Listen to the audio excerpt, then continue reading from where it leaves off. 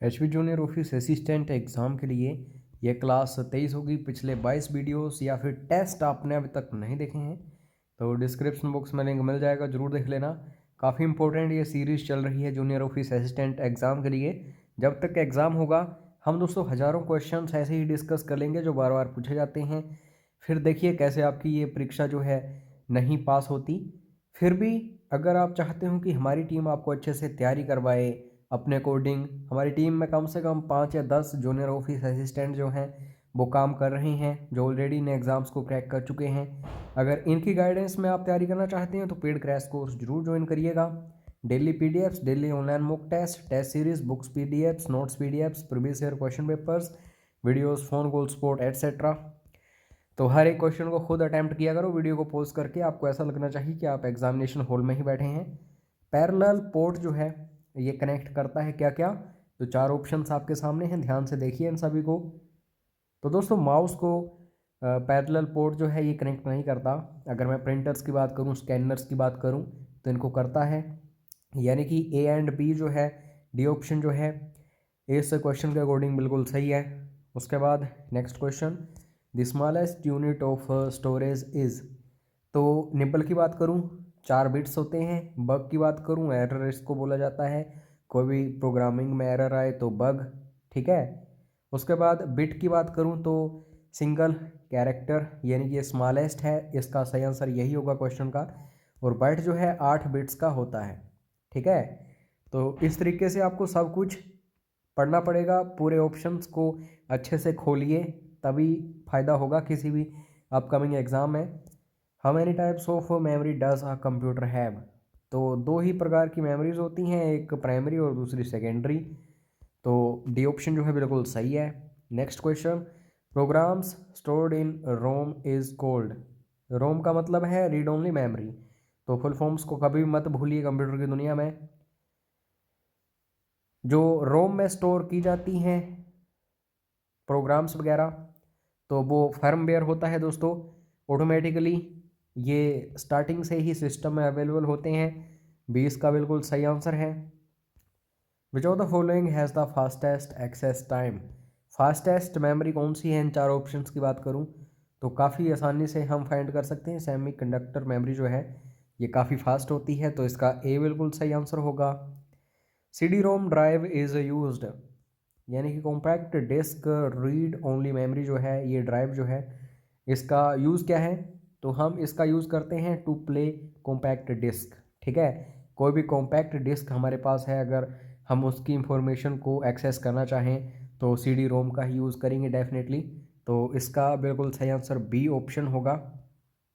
उसके बाद B C D, दोस्तों पता नहीं कितनी बार इसकी फुल फॉर्म पूछी जा चुकी है एग्जाम्स में। तो बाइनरी कोडेड डेसिमल याद रखना। अब बोला गया है कि इसको दूसरे किस नाम से जाना जाता है, तो 4 ऑप्शंस आपके सामने हैं, घुमाया काफ़ी गया है, लेकिन ज़रा भी लॉजिक आप लगाओगे तो बड़ी आसानी से इसका आंसर जो है फाइंड आउट कर लोगे। बाइनरी कोडेड डेसिमल जो है, आपको पता चल रहा है कि बाइनरी की बात आ रही है तो ओबियसली 2 की पावर ही यहाँ पे यूज़ होगी।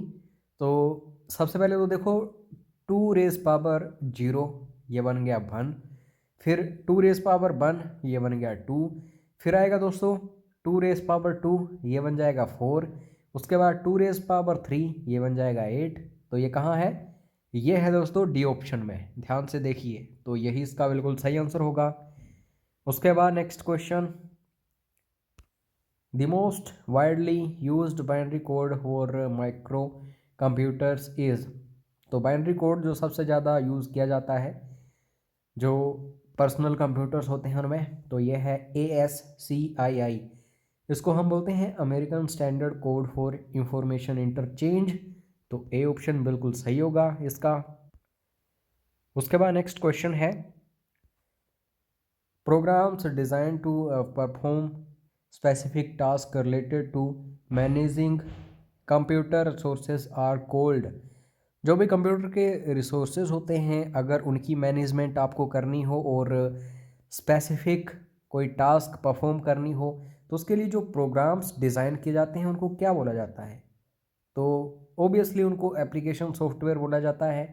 सपोज करिए हमने क्या करना है, स्लाइड्स बनानी है, ठीक है, हमने कहीं पे प्रेजेंटेशन देनी है, तो हम उसके लिए MS पावरपॉइंट अगर डिज़ाइन कर रहे हैं किसी स्पेसिफिक टास्क के लिए, तो वो एक एप्लीकेशन सॉफ्टवेयर ही होगा।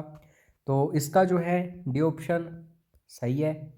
उसके बाद next question, the to protect yourself from computer hacker you should turn on आज के टाइम में आप देखो हैकर्स जो हैं काफ़ी ज़्यादा हो चुके हैं, तो आपका सिस्टम जो है उसको काफ़ी खतरा रहता है।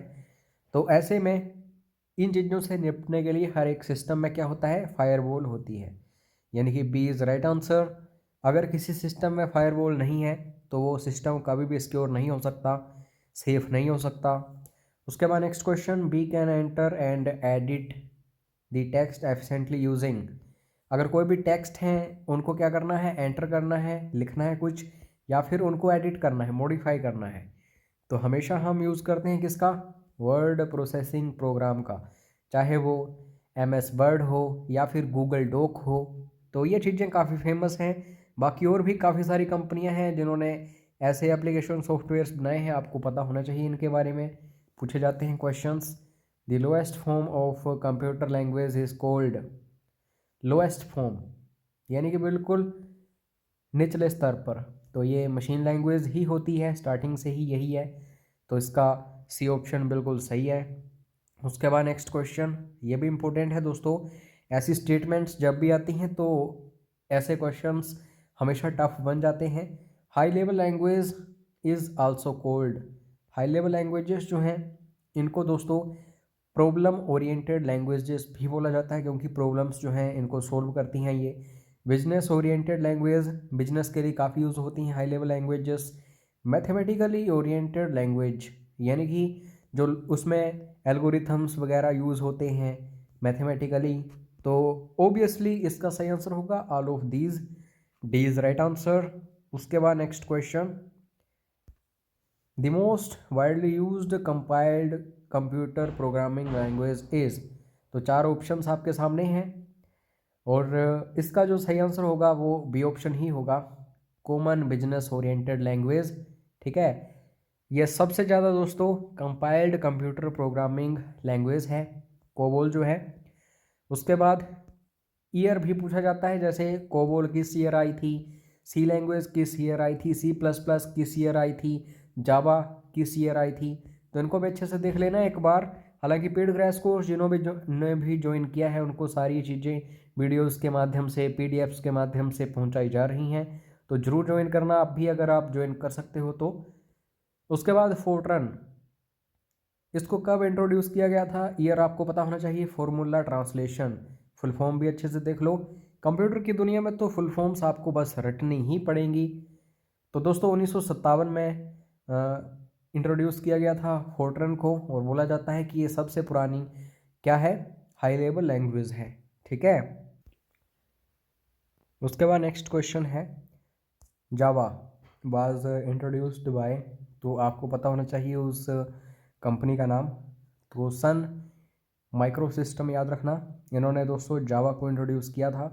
क्या आप कमेंट करके बता सकते हैं कि जावा जो है इसको किस ईयर इंट्रोड्यूस किया गया था।